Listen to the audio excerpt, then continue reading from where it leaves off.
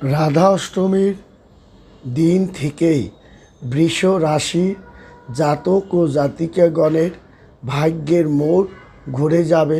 তাদের সুখ যেমন বেড়ে যাবে, সমৃদ্ধি, জ্ঞান, বিদ্যা, বুদ্ধি তাদের কিন্তু বেড়ে যাবে।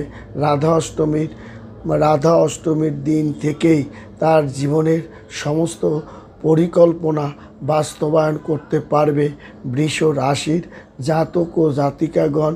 রাজনৈতিক দিকেও সে একটা সুন্দর ভূমিকা অবস্থানের মধ্য দিয়ে ধাবিত হবে এবং পিছনের সমস্ত কাজকর্মগুলো সে যেমন অগ্রগতির মধ্য দিয়ে সমাধান করতে পারবে, তেমনি একটি বড় সমস্যা সমাধান করে একটা নতুন পথের দিকে ধাবিত হতে পারবে বৃষ রাশির জাতক ও জাতিকাগণ।